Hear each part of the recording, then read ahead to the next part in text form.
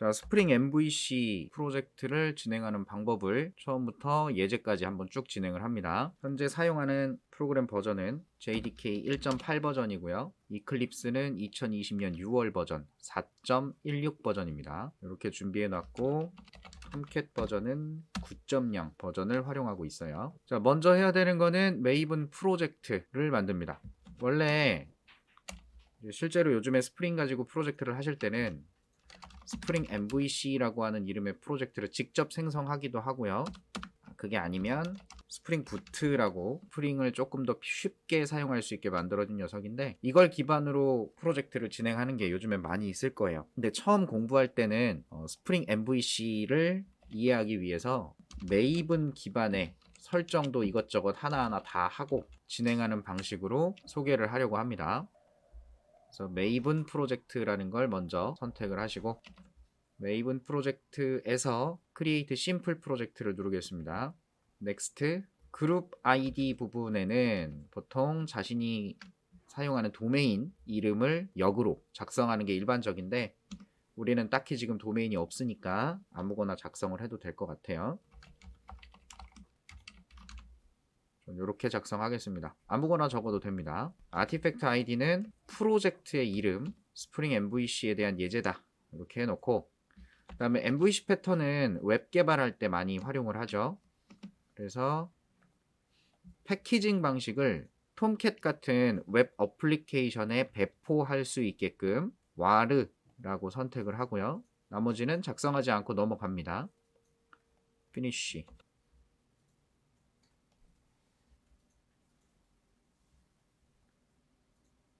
자, 조금 기다리면 프로젝트가 모양을 갖추게 되고요. 여기엔 지금 기본적으로 몇 가지 에러들도 보이는데 이대로 설정을 진행하도록 합니다. 제일 먼저 할 거는 form.xml. 메이븐은 이 파일을 보고 필요한 의존 라이브러리 또는 빌드 관련된 옵션들을 확인을 하죠. 그래서 여기에 필요한 설정을 작성하도록 할게요. 외우실 필요 전혀 없으니까 이런 설정이 이런 의미를 갖고 있구나, 이렇게 받아들이시면 되고, 제일 먼저 자주 사용할 설정 값을 properties라고 하는 태그에다가 추가하도록 하겠습니다. JDK 버전 1.8. 이건 임의대로 만드는 거예요. 여기는 스프링 프레임워크 버전 4.3.25. 릴리즈. 자, 이렇게 두 개의 값을 미리 세팅해 두고요.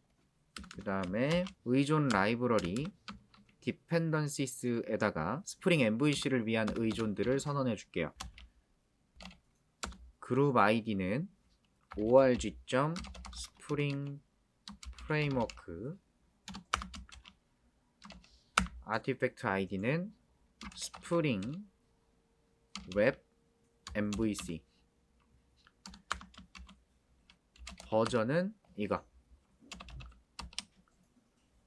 자, 이 버전을 여기서 활용하려고 작성을 했고요. 그 다음에 웹 개발이기 때문에 우리 이제 JSP 기반으로 처음에 공부를 하죠. 그래서 디펜던시 하나 추가. 그룹 아이디는 자바X의 서블릿, 아티팩트 아이디는 자바X의 서블릿 API, 버전은 현재 최신 버전이 있더라고요. 4.1.0까지 나온 것 같은데 이렇게 가죠. 그 다음에 자주 사용하게 되는 게 JSTL. 그래서 그룹 아이디는 자바X의 서블릿, 아티팩트 아이디 JSTL. 그래서 1.2 버전 이렇게 작성하시면 되고요. 가끔 이런 설정할 때 오해하시는 분들이 간혹 있어요. 같은 스프링 버전을 사용하도록 한다, 그룹 아이디가 같으면.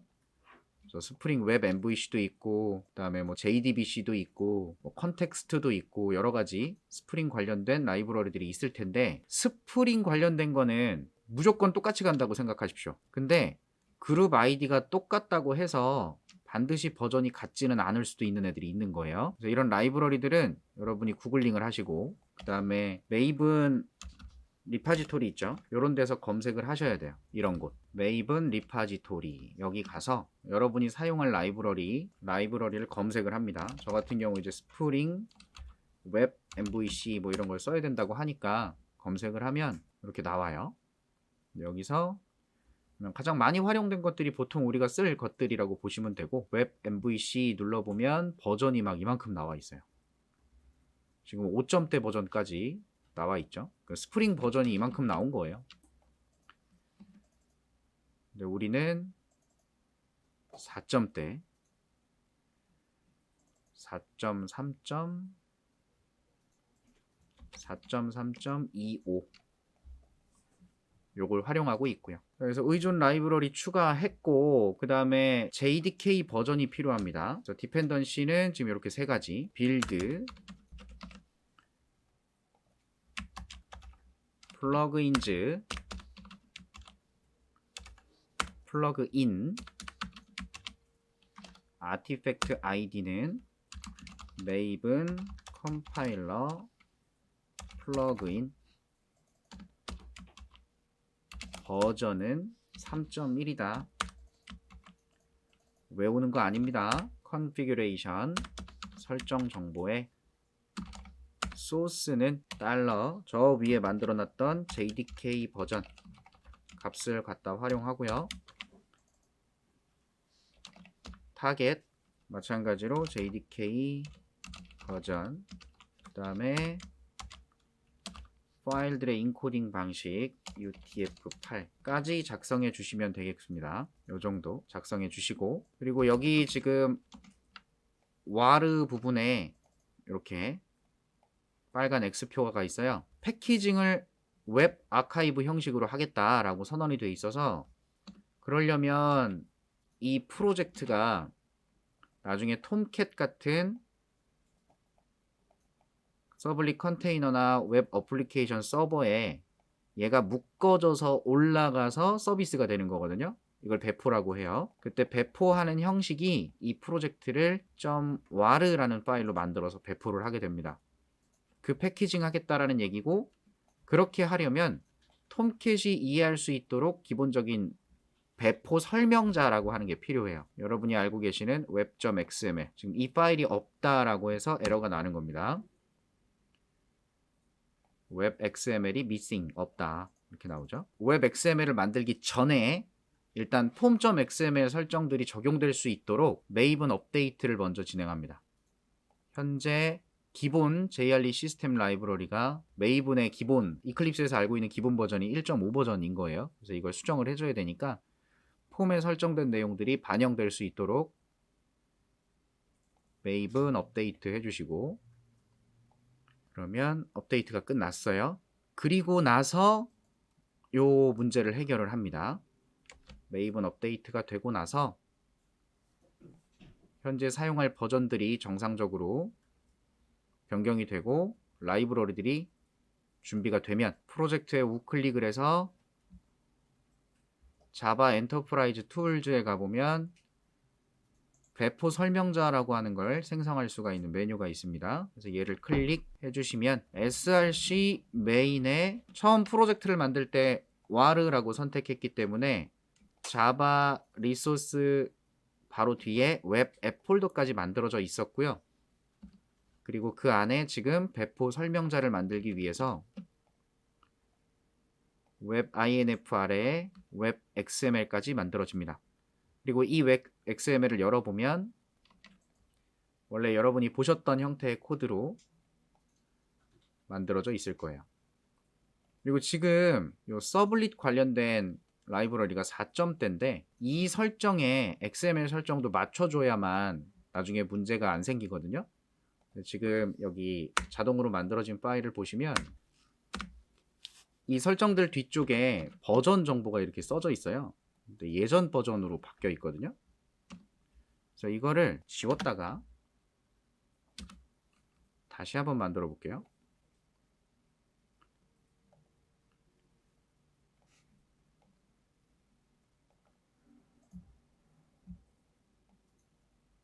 자, 다시 한번 만들어 보면 잘 변경이 되는 걸 볼 수 있습니다. 이것도 가끔 문제가 되는 경우가 있으니까 확인해서 버전 설정해 주시면 돼요. 자, 여기까지가 기본적으로 프로젝트 구조를 만드는 형태라고 생각하시면 되고, 혹시나 이클립스를 처음 사용하시게 되면 인코딩 설정이나 기본 설정들을 안 한 경우들이 있어요. 그런 경우에 뭔가 코드 작성하시기 전에 미리 인코딩 설정도 바꿔주시기 바랍니다. 제너럴 워크스페이스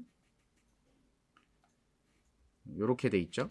여러분이 처음에 이클립스를 사용하시게 되면 기본 인코딩 방식이 이렇게 돼 있는데, 그냥 자바 공부만 할 거다 그러면 뭐 상관없어요. 근데 이제 JSP 또는 스프링 이런 걸 하실 때는 웹 환경에서 주고받을 때 이 문자 인코딩 방식 때문에 결과가 자꾸 깨져 보이고 이런 문제가 발생할 수 있기 때문에 UTF-8 형식으로 변경을 해서 작업하시는 게 쓸데없는 삽질을 좀 줄이게 될 겁니다. 그래서 워크스페이스의 인코딩 설정 바꿔주시고, 예전에 다 해보셨던 거 CSS 파일, HTML 파일, JSP 파일 전부 수정. 그 다음에 필요한 게 또 하나 있죠. 서버 설정하는 김에 다 설정을 해도 됩니다. 서버의 런타임 환경에다가 add 준비해 놓은 톰캣 9.0 톰캣이 있는 톰캣 폴더 선택하시고 폴더 선택 이렇게 준비해서 서버 추가까지 해주시면 기본 설정은 끝. 지금 하고 있는 작업은 굉장히 복잡해 보이지만 나중에 여러분이 스프링 개발을 위해서 이클립스가 아닌 스프링 툴 스위트라고 하는 걸 쓰는 경우가 생길 겁니다.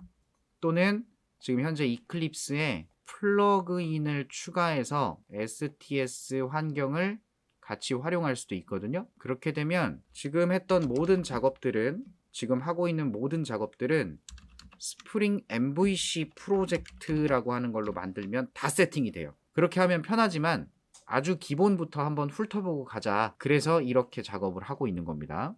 지금 했던 거, 여기까지 했던 거 좀 기니까 간단하게 정리해보면 메이븐 프로젝트를 만들어라. 그 다음에 폼 XML에 의존 라이브러리 추가하고, 그 다음에 빌드 설정도 해주고, 그 다음에 업데이트 했죠. 업데이트 해주고 나서 웹 XML 파일을 생성시켰고요. 그 다음에 필요한 기본적인 이클립스 설정, 인코딩 설정들, 그 다음에 서버 추가, 딱 요거만큼 했네요. 자, 이렇게 하면 스프링 MVC로 뭔가 개발할 수 있는 기본 뼈대가 준비된 거고요.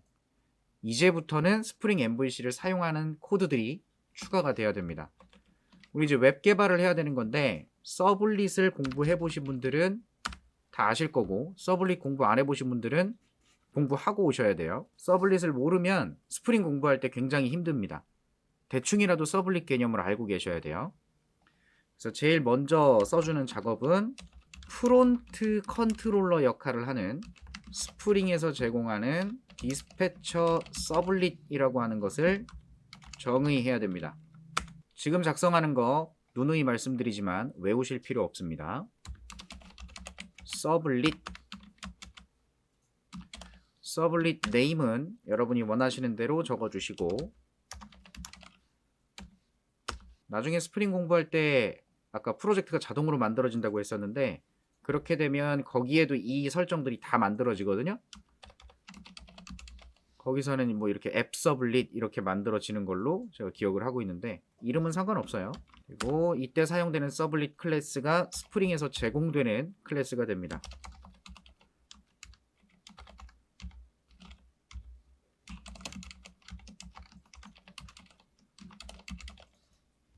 org.springframework.web.sublit.dispatcher-sublit 이 녀석을 사용하면 이제 나중에 브라우저들이 있을 텐데, 브라우저들이 서버에 요청을 했을 때 모든 요청을 다 이 녀석이 받을 거고요.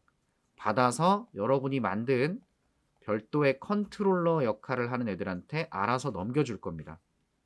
이 서블릿 하나만 정의하시면 되는 거예요. 그리고 이 녀석이 동작할 때 필요한 또 추가적인 설정 값들이 필요한데 그때 사용할 설정 파일들을 초기화 파라미터로 넘겨주도록 합니다. 초기화 파라미터에서 파람 이름은 정해져 있어요. 컨텍스트 컨피그 로케이션. 누가 봐도 컨텍스트 컨피그 로케이션. 컨텍스트 관련 설정 위치겠죠. 설정 파일이 있는 위치. 이건 정해진 파라미터 값이라고 보시면 되고요. 이 디스패처 서블릿이 만들어졌을 때 이걸 참고하게 되어 있어요.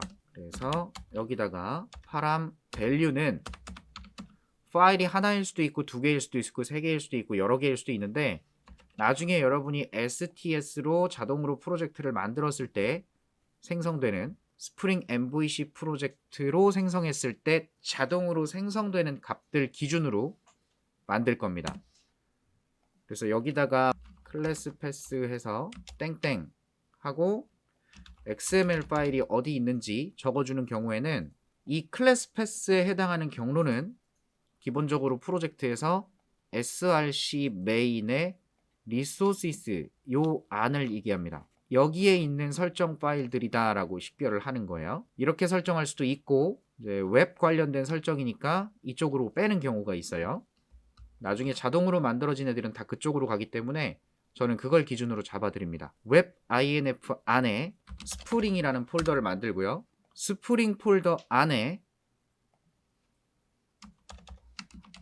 앱서블릿이라고 하는 폴더를 하나 추가합니다. 이렇게. 그러면 이 경로가 아니라 이제 최상위에 웹 inf에 스프링에 있는 어떤 파일 이런 식으로 설정을 할 건데 스프링 MVC 프로젝트를 만들었을 때 자동으로 생성되는 파일들이 이 구조를 가져요. 그래서 이걸 보고 참고하시면 개념이 좀 더 도움이 될 거라서 이렇게 가고 있습니다. 여기다가 루트 컨텍스트라는 이름의 XML 파일을 만들 거고요.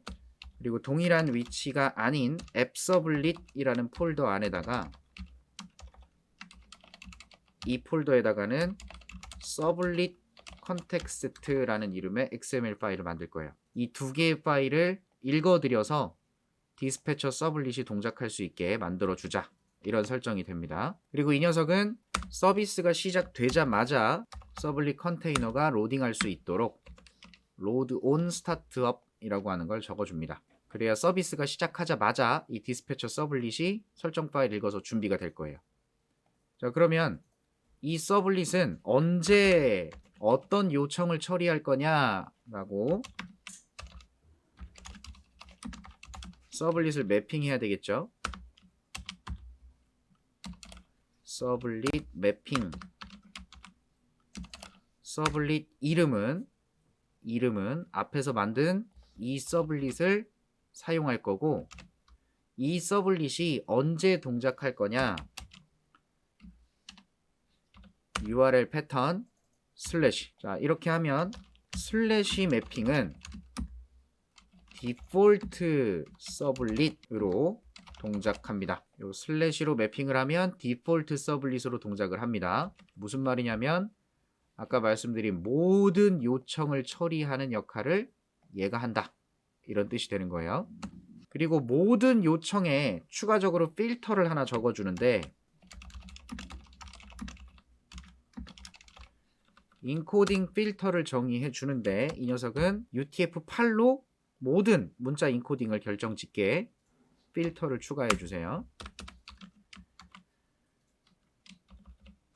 필터 클래스는 org.springframework.web. 서블릿이 아니라 필터에 있는 캐릭터 인코딩 필터라고 하는 클래스. 이름은 인코딩 필터 하면 되겠죠. 순서는 이렇게 쓰죠. 자, 마찬가지로 이 필터도 동작할 때 요청에 걸러질 수 있도록 필터 매핑 해서 필터 이름은 인코딩 필터고 이 인코딩 필터는 슬래시 별, 얘도 마찬가지 모든 요청의 의미를 가지고 있어요.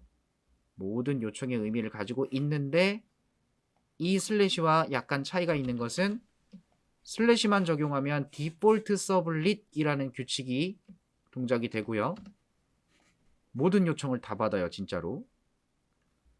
근데 별 슬래시라고 하면 얘도 모든 요청이긴 한데 디폴트는 아닙니다. 뭔 소리지? 톰캣이 동작할 때 요청이 들어오면 그 요청들을 기본적으로 확인을 해서 구분을 하게 되는데 디폴트 서블릿이라는 게 있어서 그 디폴트 서블릿으로 취급되는 애는 어떤 것들까지 처리를 할 수 있다. 이렇게 결정이 돼요. 근데 서블릿 매핑을 할 때 모든 요청이라고 해서 이 슬래시 별 이렇게 해버리면 그 디폴트 서블릿과의 약간의 차이점이 생기게 됩니다. 자, 슬래시 디폴트 서블릿 매핑과 슬래시 별 모든 요청에 대한 매핑 이 두 가지가 어떤 차이점을 갖는지 한번 알아보시면 좋겠죠. 웹 XML 설정은 기본적으로 여기까지가 끝이라고 생각해 주시면 돼요. 한 거 몇 개 없죠? 서블릿 정의하고 디폴트 서블릿으로 매핑, 필터 정의하고 인코딩 필터 매핑 이렇게 준비해 주시면 기본 설정 끝. 이제 스프링 MVC 거기에 맞는 기능을 확인해 보기 위해서 헬로 컨트롤러라고 하는 녀석을 이용해 가지고 이상한 걸 해볼 건데 어렵지 않아요. 이거 상상하세요. 브라우저에서 요청을 하면 그 요청을 받아서 지금 누가 받냐면 얘가 받죠. 디스패처 서블릿이 받아요. 얘가 받아서 이제 우리가 코딩을 할 건데 JSP 파일도 만들 거고 데이터베이스와 연동해서 작업하는 DAO 같은 애들도 있겠고요. 그 DAO를 사용하는 서비스 계층도 있겠죠. 그러면 이런 부분들이 흔히 얘기하는 어떤 업무 로직, 비즈니스 로직을 처리한다고 보통 표현을 합니다. 꼭 DB 연동이 아니더라도 이 서비스라고 하는 역할이 또는 액션이라고 하는 역할이 또는 핸들러라고 하는 역할이 뭔가를 실질적으로 처리하는 코드들이 들어갈 거란 소리예요. 그래서 이쪽 부분을 다 뭐라고 하냐면 모델이라고 부르는 겁니다. 모델. 뭐 데이터베이스가 모델이다 뭐 이렇게 표현하기도 하는데 그건 이제 이 MVC라는 개념은 패턴이지 뭐 이게 MVC야라고 이렇게 명확하게 딱 잘라서 정의를 내리는 건 좀 위험하다고 생각을 해요. 디자인 패턴이지 패턴. 패턴이라는 건 이런 식으로 돌아가는 걸 말하는 거지 이건 이거야 이렇게 딱딱 잘라서 말하기에는 좀 애매한 것들이 있어요. 그래서 보통 이런 비즈니스 로직을 처리하는 부분 또는 데이터베이스를 통해서 값을 가져오고 집어넣고 하는 이런 동작을 하는 부분을 모델이라고 하는 거고 JSP 파일이나 HTML 파일 같은 이런 애들을 가지고 할 수 있는 것들은 나중에 사용자에게 보여질 부분들이겠죠. 이런 부분을 뷰라고 부르는 거예요. 사용자에게 보여지는 부분들. 뷰. 그래서 이 뷰 단은 프론트 단이라고 얘기를 하기도 하죠. 프론트 단. 앞쪽에 보여지는. 그리고 모델 같은 애들은 백 단, 백엔드. 그래서 클라이언트 입장에서는 서버 측에서 뭔 일이 일어나는지 모르는 거잖아요. 백단이라고 볼 수 있고요. 그러면 M 나왔고 V 나왔죠. 마지막 C 컨트롤러 얘가 이 서블릿이 컨트롤러 역할을 하고 있긴 한데 요거는 스프링이 제공해주고 있는 녀석이라서 일단 내비두고 얘가 우리가 컨트롤러들을 만들 수가 있어요. 추가로 이제 기능의 목적에 맞게끔 컨트롤러가 하나 이상 만들어질 건데 얘들이 무슨 일을 하냐면 요청이 들어왔을 때 이 디스패처 서블릿이 이 컨트롤러를 쓸 건지 요 컨트롤러를 쓸 건지 얘를 쓸 건지 얘가 알아서 나눠줄 거예요. 우리가 거기에 맞춰서 설정만 해주면 되고요. 요청이 무엇이냐에 따라서 컨트롤러의 메서드가 동작을 할 거고 그 메서드는 모델을 활용할 겁니다. 그래서 이쪽에서 처리된 결과물을 모델이 처리한 결과다라고 해서 모델 객체에다 담아 놓을 거고요. 그렇게 담긴 모델은 얘가 리턴하는 뷰 경로, JSP 파일의 경로에 따라서 해당 JSP 파일로 포워딩을 하게 될 거고요. 포워딩이 되면 여기 결과값이 담겨있는 모델 객체로부터 필요한 값을 꺼내서 JSP 파일에 필요한 부분을 표현하게 됩니다. 이렇게 표현된 결과물이 결국은 브라우저의 응답이 되는 거예요. 그래서 얘가 중간에서 뭘 하고 있어요? 컨트롤을 하고 있죠. 요거를 컨트롤러라고 해서 MVC 패턴이 완성이 되는 개념이 됩니다. 이걸 JSP에서 MVC 패턴을 직접 자바 클래스 갖고 서블릿 정의해서 막 만들어 보신 분들은 스프링을 가지고 이런 작업을 했을 때 처음엔 좀 생소할 수 있어도 조금만 이해가 되면 우와 대박 엄청 편한데? 이런 개념이 생길 수 있어요. 보통 이제 스프링을 공부할 때 이 MVC 패턴을 가지고 놀기 이전에 보통 IOC, 뭐 DI, AOP, PSA 이런 개념들이 나오면서 내가 알고 있던 자바가 아니구나 이런 생각을 하면서 굉장히 벽을 많이 느껴요. 근데 이거는 스프링이 동작되는 기반이 되는 개념들이고 어떤 철학들이 들어있습니다. 그러니까 어렵지. 근데 결국은 이것들을 좀 공부를 해서 결국은 스프링을 사용한다는 건 이렇게 정해진 어떤 틀을 가져다가 내가 개발할 때 좀 편리하게 사용할 수 있는 것들을 제공하는 거거든요. 그래서 이런 걸 뼈대라고 하는 거죠. 프레임워크. 스프링은 프레임워크입니다. 언어가 아니에요. 그래서 여러 가지 객체지향적인 디자인 패턴들을 기반으로 해서 이러한 베이스 철학을 가지고 개발에 유용한, 편리한 그런 것들을 제공하는 개념이 스프링 프레임워크 안에 들어있는 겁니다. 혹시 여러분이 다른 언어를 공부하다가 어떤 프레임워크라는 개념이 나오면 뭔가를 되게 편하게 제공해 주려고 있는 거구나 이렇게 생각하고 진행하시면 조금 더 나을 거예요. 그래서 처음 프로그램을 공부하는 사람한테 스프링이 뭐냐, 프레임워크가 뭐냐라는 개념에 대해서는 설명을 드리기가 굉장히 힘들죠. 설명을 하더라도 아무런 전달이 안 될 거라고 봐요. 그래서 이 스프링 MVC도 여러분이 JSP 가지고 MVC 패턴을 구현해 보셨다면 별반 다르지 않다.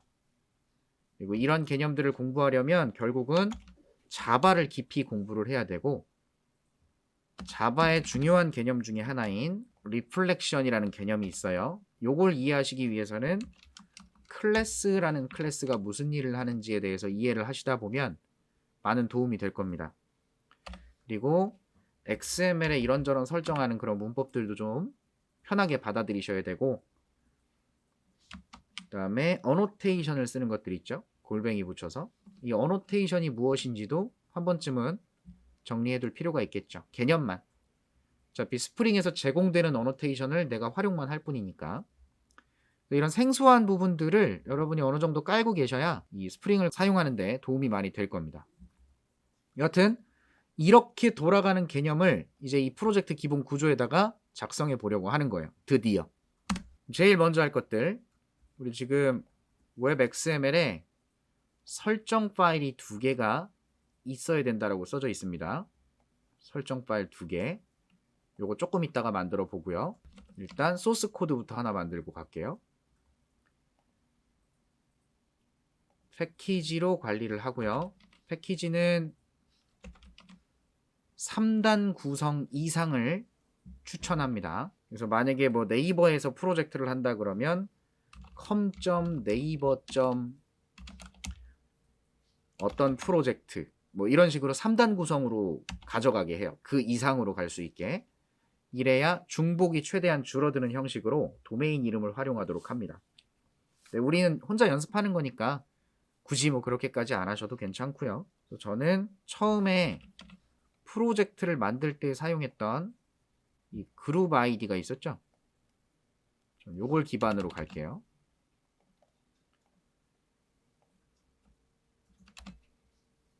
점 컨트롤러 이렇게 패키지를 만들었고요. 아무렇게나 만들어도 상관은 없습니다. 클래스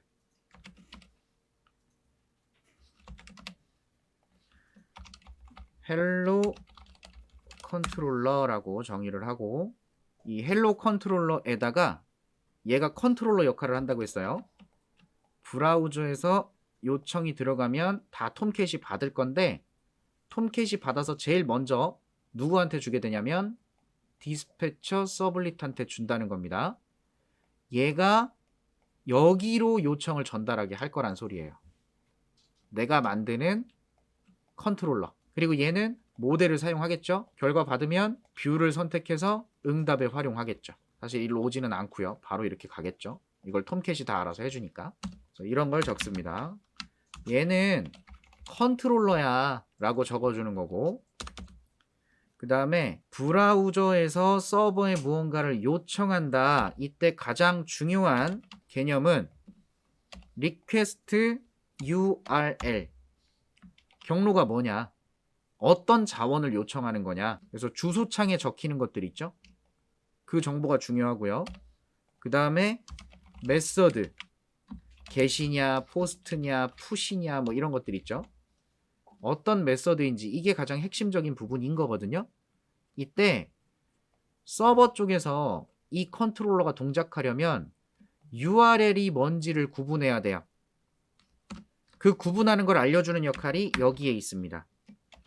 리퀘스트 매핑에다가 최상위에 컨텍스트 경로에 헬로라고 하는 문자열이 뒤에 붙어 있으면 여기 작성하는 이 메서드를 실행해 줘 라는 의미로 해석이 됩니다. 자, 여기서 void라고 해서 아무것도 반환하지 않고요. 제가 콘솔에 출력을 하나 남겨볼게요. 원래는 로그 라이브러리를 써서 로그로 남기는 게 더 맞겠지만 지금은 MVC 패턴 구현을 위해서 가장 기본적인 흐름만 파악하는 거예요. 헬로 요청이 들어왔다. 이렇게 저장하겠습니다. 이렇게만 할게요. 자, 그러면 디스패처 서블릿이 받은 헬로라는 요청이 들어왔을 때 이 녀석을 사용할 거고요. 그러려면 이 헬로 컨트롤러를 빈으로 알고 있어야 돼요. 빈으로. 그러니까 이제 설정이 필요해진 거죠. 그래서 설정 파일을 만들러 가는데 설정 파일은 webinf의 스프링 아래에 루트 컨텍스트라는 애가 하나 있었죠. XML 파일을 선택하고요. 이름은 루트 컨텍스트라고 하나 만들고, 이 루트 컨텍스트에 정의해야 되는 스프링 관련 설정 태그들 역시 외울 필요 전혀 없다라고 말씀드렸어요. 나중에 다 클릭만 하면 만들어지는 애들로 사용하시게 될 거니까 지금은 연습 삼아 작성하는 겁니다.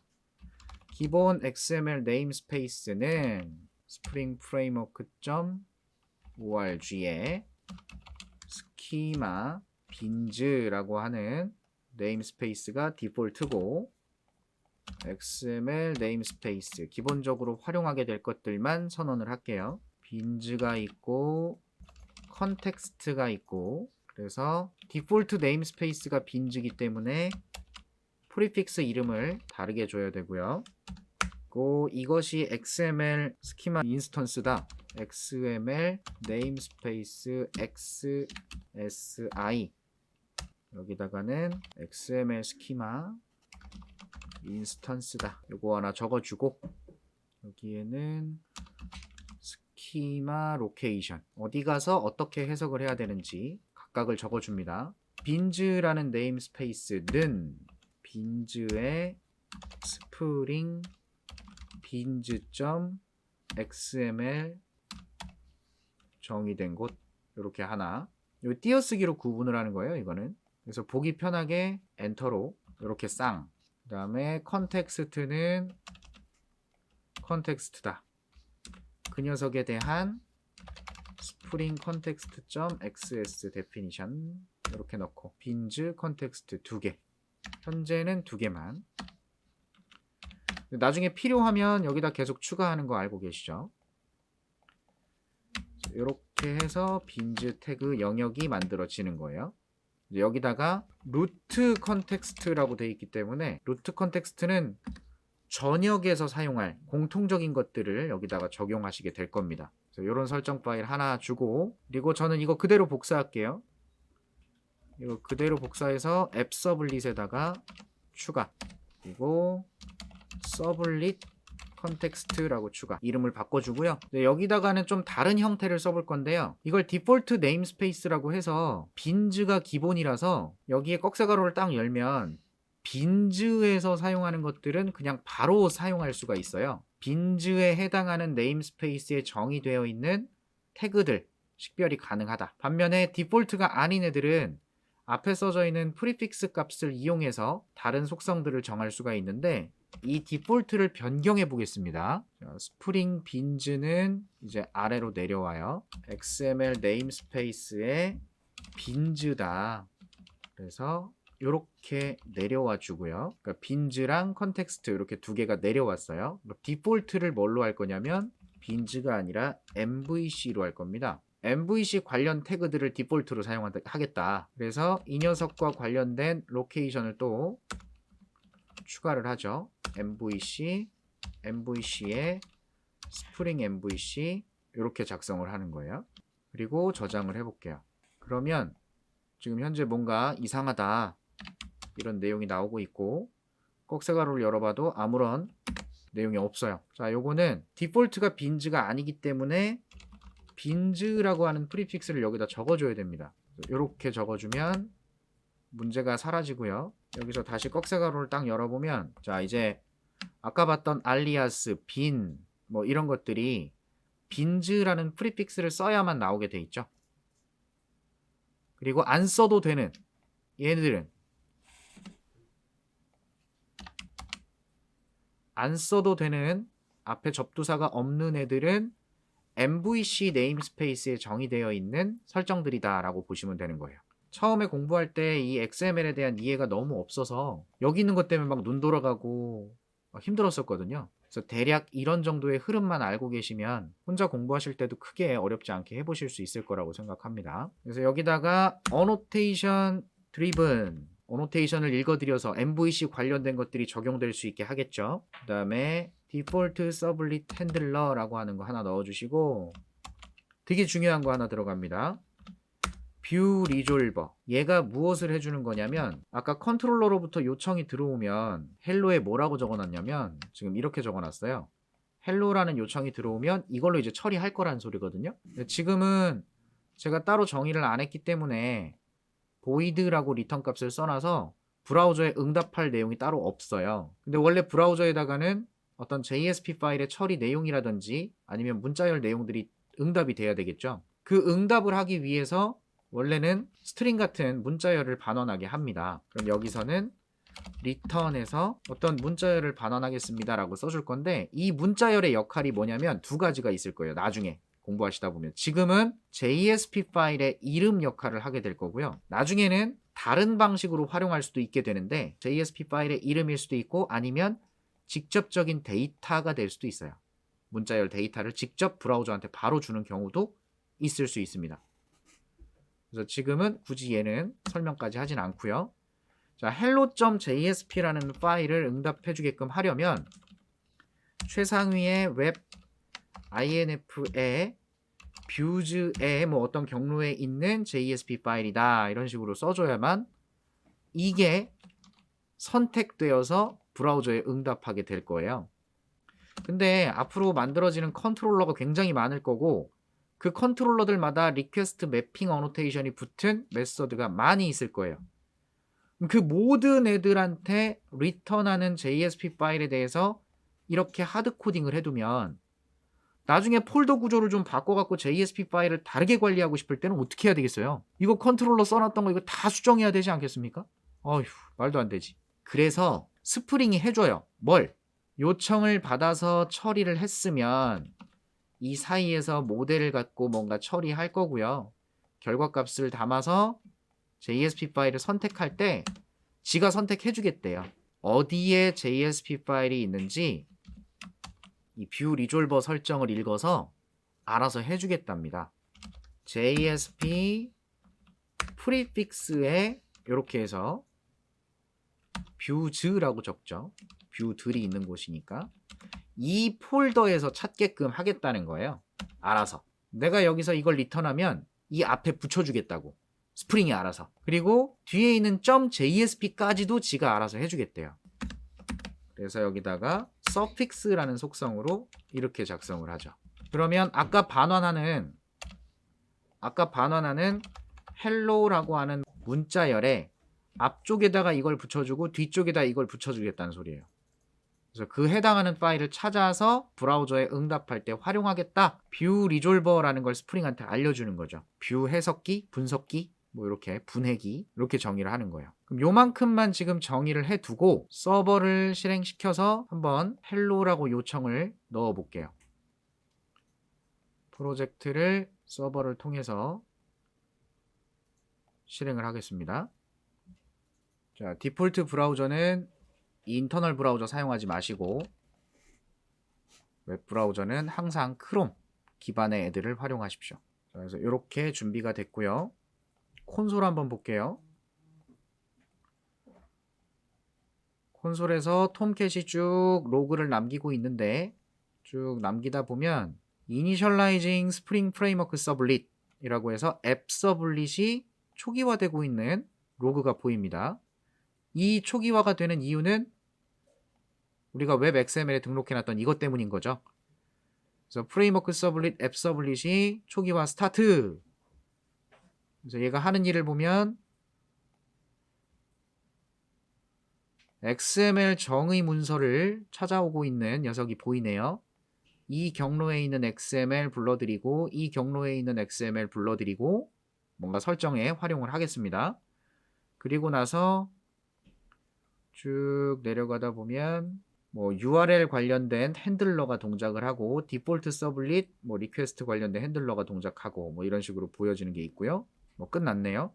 자, 지금 이거밖에 안 보이는데 XML 설정을 읽기는 했지만 딱히 뭔가 보이는 건 없는 것 같아요. 그래서 여기다가 제가 hello라고 요청을 했을 때 무슨 일이 일어나나 봅시다. 그랬더니 이건 가용하지 않대요. 사용할 수 없다는 소리예요. 지금 hello라고 서버한테 요청을 했는데 서버 쪽에서 뭔 소리 하는 거야? 대체 뭘 찾는 거야? 라고 응답을 준 겁니다. 왜 그러냐? hello 컨트롤러라고 하는 이 녀석이 요 요청에 맞춰서 얘가 동작해야 되잖아요. 그리고 이건 처음 예제대로 아무것도 반환하지 않는 걸로 일단은 하고요. 이렇게 요청을 했을 때 얘가 동작하려면 얘가 빈으로 생성이 되어야 하는데 빈 생성이 안 됐어요. 그래서 이 설정에다가 빈을 등록해 보겠습니다.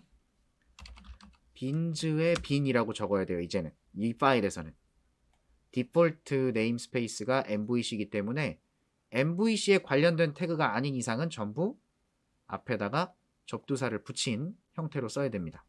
빈즈나 컨텍스트나. 그래서 여기 빈에다가 우리 썼던 거 클래스는 자기 패키지에 여기에 헬로 컨트롤러가 있죠. 이렇게 해주고 서비스를 재시작하겠습니다. 이게 빈 등록이죠.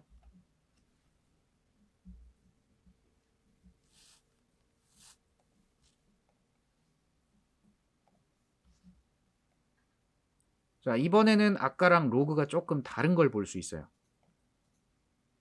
잘 읽어드렸고요. 읽어드렸을 때 맵 되어 있는 정보가 이렇게 요청이 들어오면 퍼블릭 접근 제한자를 갖고 있는 아무것도 반환하지 않는 이 패키지에 있는 이 클래스의 이 메서드가 동작한다 라고 스프링이 이해하고 있는 겁니다. 이 정보. 그래서 아까는 찾을 수 없음이라고 떴었는데 이번에는 제가 엔터를 쳤을 때 어떤 일이 일어나겠냐? 자, hello라는 요청이 들어간 것까지는 문제가 없죠. 갑자기 떴잖아 이게. 요청 URL이 뭐냐? 거기에 맞춰서 여러분이 지정해 놓은 이 리퀘스트 매핑에 맞는 이 메서드가 동작하는 겁니다. 근데 얘가 지금 반환하는 값이 뭐 아무것도 없잖아요. 그래서 아무것도 주지 못한 거예요. 요청은 왔지만 브라우저에 줄 게 없는 거죠. 그리고 잘 보시면 JSP 파일이 선택된 걸 볼 수 있네요. 내가 따로 지정하지 않았더니 요청한 URL 문자열에 JSP 파일을 찾고 있네요. 그러면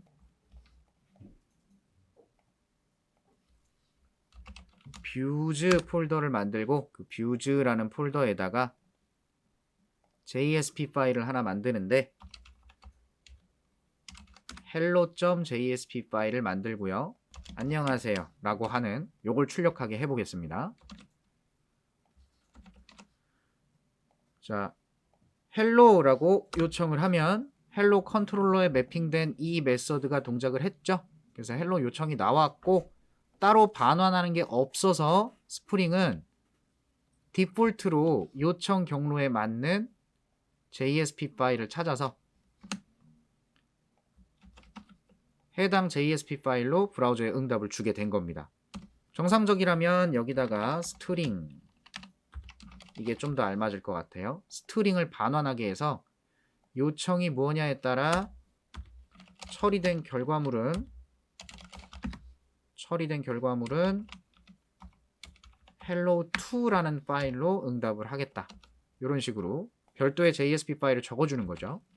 그래서 제가 여기다가 hello를 복사해서 hello2를 만들고 이 hello2에다가 hello2라고 적어줄게요. 이렇게 해놓고 나면 분명히 hello라고 요청했는데 리퀘스트 메서드를 타고 나면 hello2가 반환되겠죠. 이렇게. 이게 기본적인 흐름이에요. 브라우저에서 뭐라고 요청할 거냐?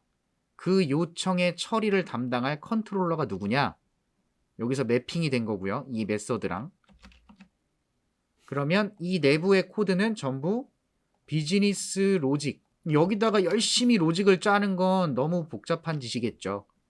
그래서 서비스 클래스 레벨로 나누고 걔가 데이터베이스 연동하는 애들로 또 나누고 걔가 DB를 연동하는 거고 이 부분들이 전부 모델의 역할을 하게 된다라고 보시면 되는 겁니다. 그리고 여기서 이렇게 반환해주는 문자열이 뷰를 선택하고 있다. 그래서 얘가 컨트롤러 역할을 한다.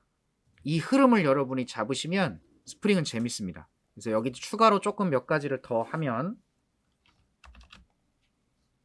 여러 개를 만들게요. 그냥 컨트롤러 클래스를 더 추가해도 되겠고요. 아니면 기능에 따라서 메서드를 더 추가해도 되겠습니다. hello라고 요청했을 때 hello라는 메서드가 동작할 거고 hello2라고 요청했을 때 hello2라는 메서드가 동작할 거고 이때 여기다가 여러분이 원하는 필요한 것들을 더 매개 변수로 정의해 줄 수가 있습니다. 그 대표적인 게 모델이에요. 이 모델은 아까 말씀드린 요청이 들어왔을 때 이 메서드 내에서는 비즈니스 로직을 처리하게 할 거라고 했죠. 이 비즈니스 로직의 처리 결과물을 담아 놓는 곳이 있어야 돼요. 그래야 선택된 뷰 JSP가 여기에 있는 결과값을 가지고 브라우저에 응답할 내용들을 만들어낼 수 있어요. 그 모델, 값을 유지하는 모델, JSP 공부할 때는 리퀘스트의 set attribute 해서 저장하는 것도 있었고 세션의 set attribute 해서 저장하는 것도 있었거든요. 그런 개념을 활용할 수도 있고 스프링에서도 이제 모델을 활용하기도 합니다.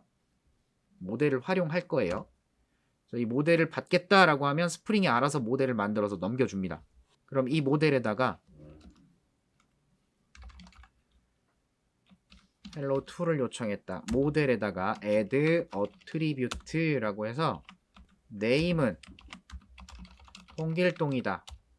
이렇게 모델에 담아요. 이 모델에 담겨있는 name이라는 키를 가진 홍길동 값은 hello2라는 JSP 파일한테까지 유지가 됩니다. 그래서 hello2에서 EL 태그로 접근할 수가 있어요. 이렇게 name님 안녕하세요 뭐 이런 걸 쓸 수가 있습니다. EL 태그 쓸 때 꼭 이렇게 빨간 줄이 남죠. 컨트롤 A, 컨트롤 X, 컨트롤 S, 컨트롤 V, 컨트롤 S. 그래서 없는 에러는 없어지게. 자, 이제 두 번째 hello2라고 요청을 해봅니다. 그러면 홍길동님 안녕하세요가 나오는 걸 볼 수 있죠.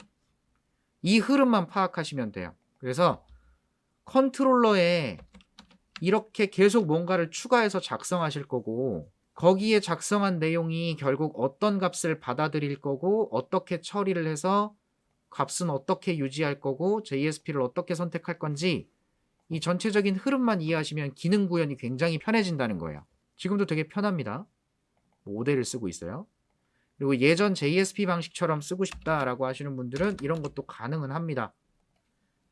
hello3 나는 모델이 뭔지 모르겠으니까 옛날 개념으로 쓸래. http 서블릿 리퀘스트 객체 있었죠? 나 이거 받아서 쓸래. 그럼 알아서 임포트 하시면 되겠고요. 옛날에 쓰던 그거 여기다 매개 변수로 선언만 해주면 스프링이 알아서 여기다 넣어줄 거예요. 기본 객체. 이걸 활용하실 수도 있어요. 그럼 리퀘스트 객체에 set attribute 해서도 동일한 동작을 확인해 볼 수가 있겠습니다. 3번이라고 요청을 바꿔보죠. 그러면 홍길동 투님 안녕하세요라고 나오죠. 앞에 거랑 헷갈릴 거니까 홍길동 3으로 바꾸고, 이렇게 333으로 바꾸고 파일만 2번으로 해서 3번 요청을 해보면 아직 덜 바뀌었네요. hello3에서 요청. 그러면 홍길동 3님 안녕하세요 라고 나오는 거 볼 수 있죠. 그러니까 옛날에 여러분이 서블릿 가지고 공부해 보셨던 기억이 있다면 별거 아니잖아요. 여기에 스프링이 알아서 이걸 넣어주는 거예요. 자, 한 가지만 더 해보면 될 것 같아요. 이 리퀘스트에 브라우저에서 요청할 때 같이 포함해서 보내는 값이 있죠. 리퀘스트 파라미터라고 하는 거. 그걸 받아주는 방법을 조금 보면 이제 큰 그림은 다 그렸다고 보시면 될 것 같습니다. 그래서 요거는 컨트롤러를 추가하겠습니다.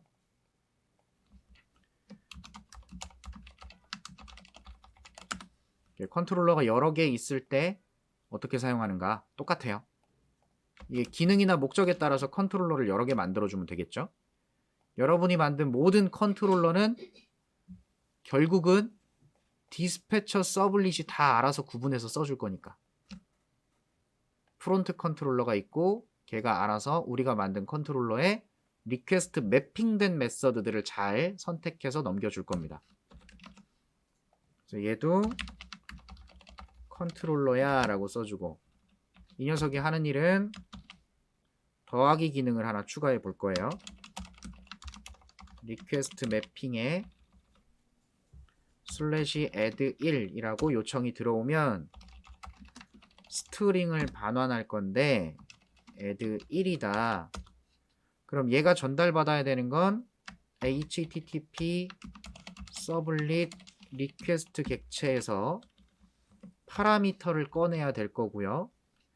꺼낸 파라미터 가지고 덧셈을 해서 결과를 응답해 줘야 되니까 모델이 필요할 수도 있고, 아니면 리퀘스트 객체를 그대로 이용해도 되겠습니다. 임포트 해주고요. 리퀘스트 객체에 get 파라미터, 여기에 첫 번째 숫자 n1이 들어온다라고 하고, 인티저 파스인트에서 숫자로 변환, n1과 n2가 들어오겠다. n1에 담고 n2에 담고. 자, 이렇게 담긴 값을 결과 만들어 주고요. 만든 결과는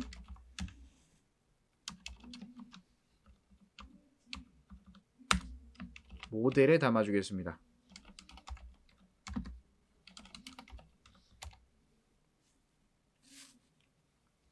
자, 그 다음 이 결과를 보여줄 JSP 파일을 return add라는 파일로 응답해 주겠다. 이 정도면 여러분이 옛날에 만들었던 기본 서블릿 느낌이 나죠. 모델만 약간 생소한 느낌인 거고요.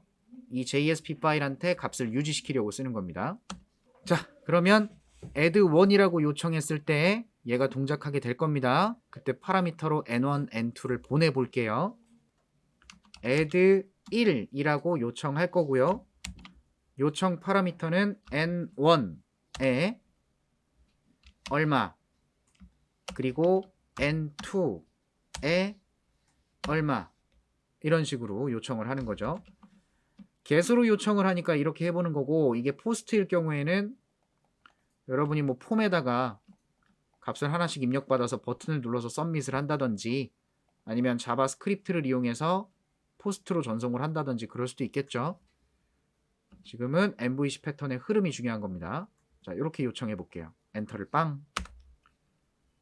자, 그랬더니 나온 오류는 404라고 나옵니다. add1은 또 가용하지 않습니다. add1을 모른대. 이런 상황이 오면 항상 생각해야 돼요. 아, 이 객체가 없구나. 이 빈이 없구나. 그래서 이걸 못 알아먹었구나. 로그도 보면 헬로 알고 있고 헬로2도 알고 헬로3도 알지만 add는 몰라요. 아, 이거 빈 등록해야겠구나 라고 이해하시면 되겠는데, 갈 때까지 간다고 했습니다. 정말 기본적으로 알았으면 하는 것들을 여기서 최대한 깔아보려고 해요. 이 컨트롤러도 가서 등록해 줘야겠죠. 여기에 있는 calculator 컨트롤러다. 이렇게 등록을 해줘야 돼요. 그래야 이 컨트롤러를 스프링이 알아먹고, 아, 이거 컨트롤러구나. 이 클래스에 정의되어 있는 리퀘스트 매핑이 있나 확인해보자. 리퀘스트 매핑이 있네. 그러면 이 문자열의 매핑이 되면 이 메서드를 사용해야겠구나 라고 이해를 하게 된다는 거예요. 이제 빈을 추가했으니 잘 적용이 안 되면 서버도 재시작하시고요. 얘들이 재컴파일이 돼야 되기 때문에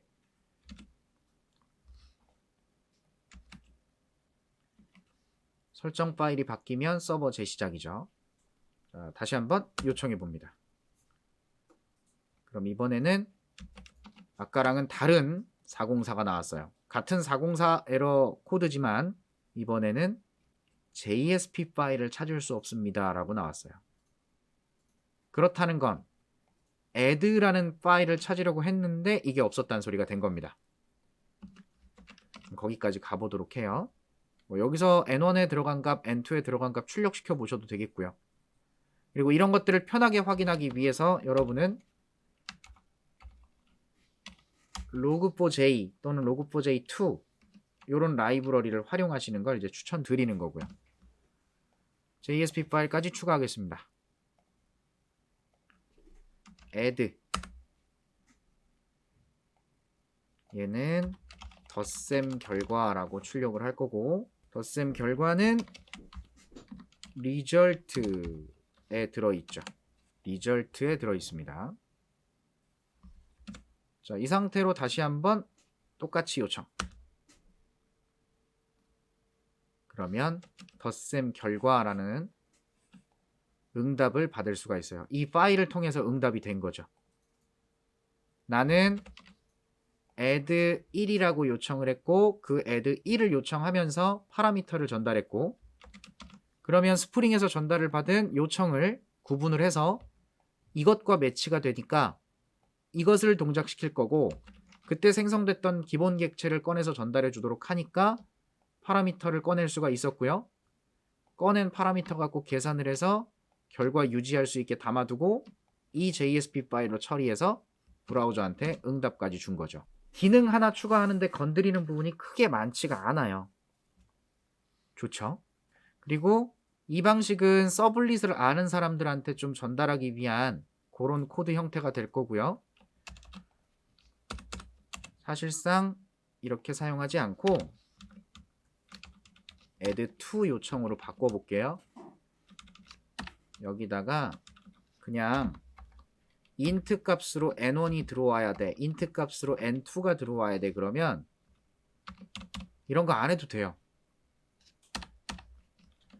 브라우저에서 보내는 파라미터가 N1이죠. N2죠. 그럼 스프링이 알아서 이 파라미터와 매칭되는 매개 변수 이름과 동일하면 여기다가 알아서 4 넣어주고 알아서 7 넣어준단 말이에요. 얼마나 좋아. 스프링이 다 해준대. 좋죠? 그래서 N1, N2 받으면 그거 갖다가 바로 계산해서 값 담고 결과 받아봅니다. 저장했고요. 컴파일이 또 돼야 되니까 서버 재시작 하고 동일한 요청을 add2한테 했을 때 결과가 동일하게 나오는지 확인해 보면 되겠죠. 어때요? add2로 요청을 했는데 13이라는 결과가 나온 걸 볼 수가 있어요. add2로 요청했는데 n1에 6 들어가고 제가 값을 바꿨으니까 7 들어가고 이거 두 개 더해서 13을 모델에 담아두고 add가 처리될 때 13이 사용됐겠죠. 이것만 봐도 여러분은 이렇게 쓸 필요 없이 아주 편한 개념을 제공한다. 이렇게 볼 수 있겠고요. 3번 또 추가를 해서 혹시 이름이 다르면 어떨까? 테스트하는 거죠. N1을 받고 N을 받는다 라고 써놨어요.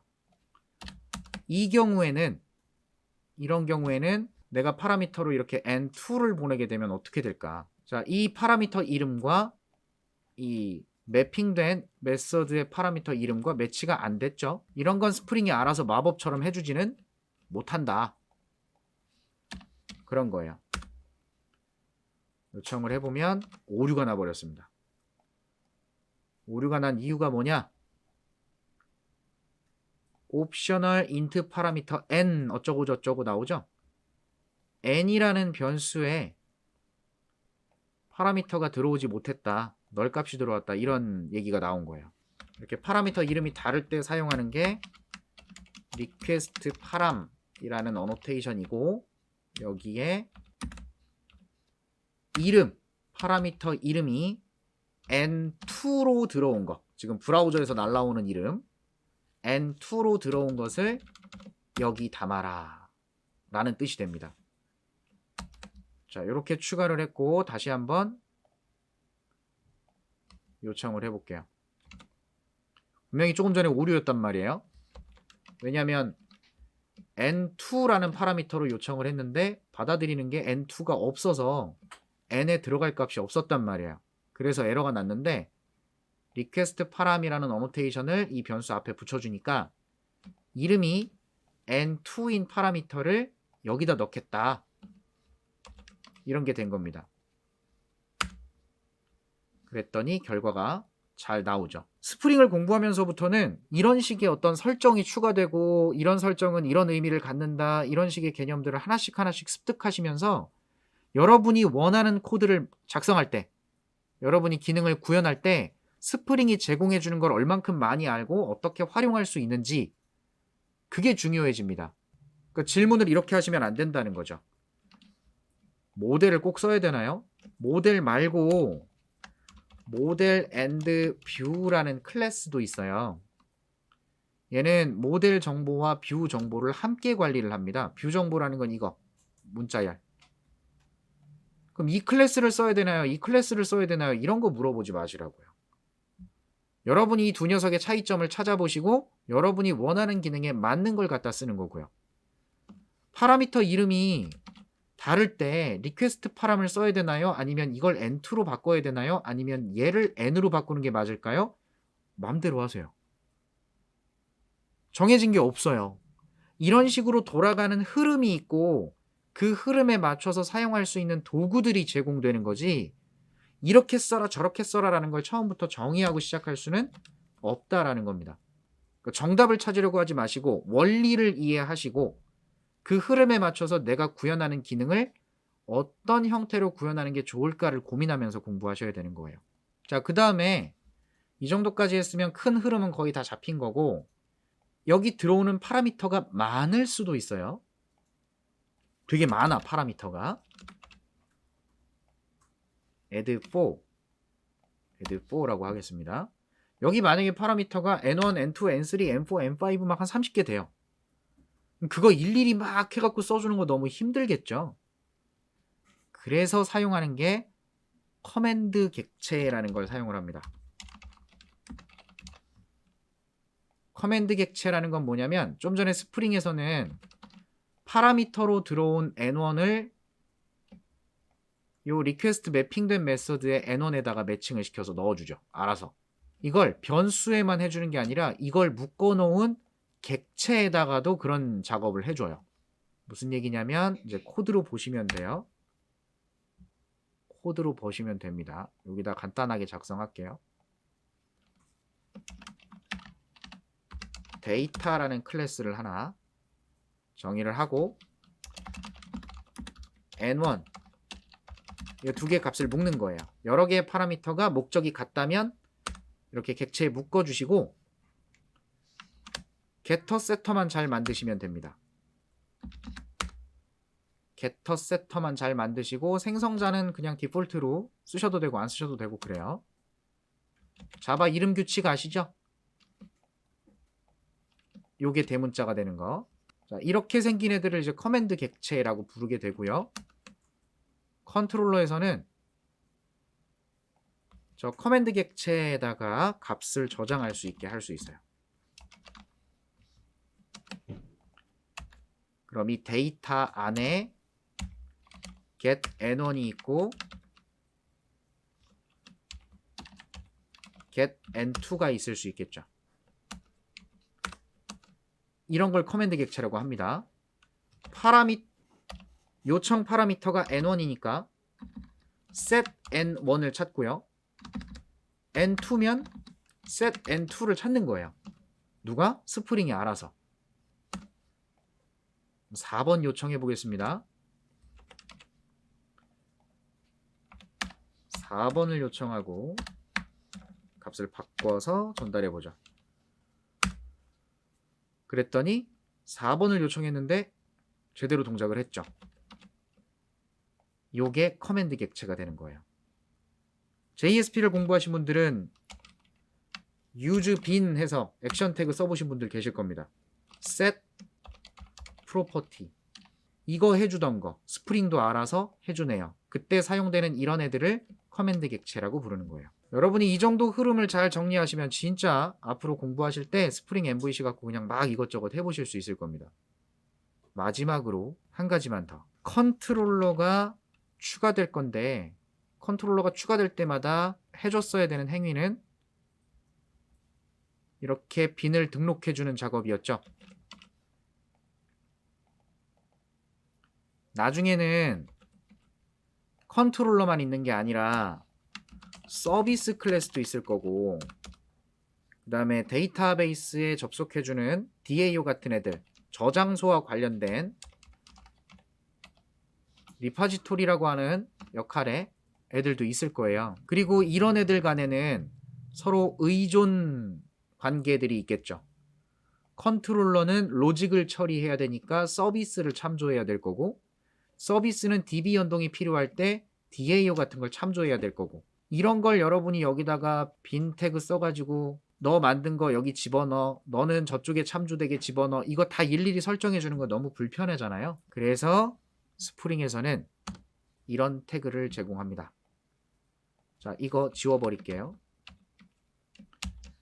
네, 이 컨트롤러 빈 설정 없고요. 제가 딱 하나만 작성할 거예요. 컨텍스트에 있는 컴포넌트 스캔이라는 태그가 있고요. 이 태그에 베이스 패키지 속성이 있는데 여기다가 내가 원하는 패키지 하나를 선정하겠습니다.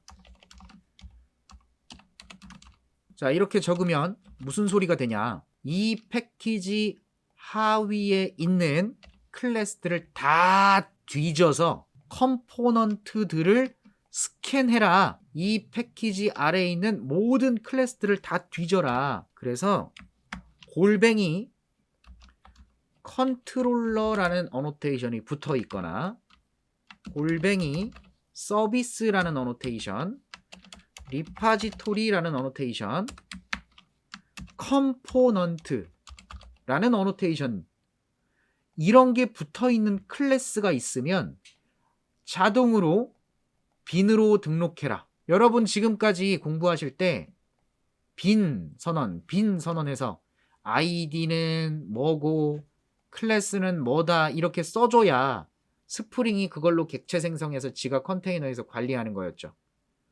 빈들 여러 개 만들고 얘랑 참조해야 되는 상황이 생기면 이렇게 연결하는 것도 다 수동으로 적어줄 수 있었죠. 그딴 거 이제 필요 없습니다. 왜냐? 컴포넌트 스캔을 해서 이런 식으로 얘네들을 다 빈으로 등록을 할 거고요. 알아서 그 빈으로 등록할 때 걔네들한테 적용되어 있는 인젝트 오토 와이어드 리소스 같은 거 있지 않습니까? 얘들이 객체 간의 의존 객체들을 주입해 줄 수 있는 애들인데 이거 읽어서 알아서 다 주입해 줘요. 그리고 스프링 컨테이너는 기본적으로 모두 다 싱글톤이다. 여러분이 옛날에 공부할 때 서비스 역할을 하는 클래스, 저장소 역할을 하는 DAO 같은 애들, 걔네들 하나만 객체 생성하게 만들기 위해서 싱글톤 패턴을 코드로 직접 다 썼죠. 안 써도 돼. 스프링 컨테이너는 전부 싱글톤이니까 기본 베이스가. 잘 봐요. 저는 분명히 없어요. 컨트롤러 등록한 적 없고요. 대신 여기 컨트롤러에 요게 붙어 있죠. 이게 붙어 있거나 리파지토리가 붙어 있거나 서비스가 붙어 있거나 또는 이런 특별한 역할이 아닌 애들 근데 필요한 애들 그럼 그냥 컴포넌트라고 하는 것들이 붙을 수 있거든요. 그럼 이게 붙어 있는 클래스는 전부 다 자동으로 빈 생성해서 등록하는 거예요. 엄청 좋은 거죠. 그렇기 때문에 저는 지금 빈을 등록하는 설정을 일일이 해주지 않고 패키지만 지정해주면 그 패키지 및 하위 패키지를 다 뒤져서 빈을 등록한다라는 겁니다. 제가 말하는 동안에 얘가 뒤적뒤적 하면서 새로 고침이 되면서 매핑된 정보가 뜨는 걸 볼 수 있죠? 왜? 알아서 읽어서 알아서 준비했으니까. 못 믿어오면 재시작을 해보면 되죠.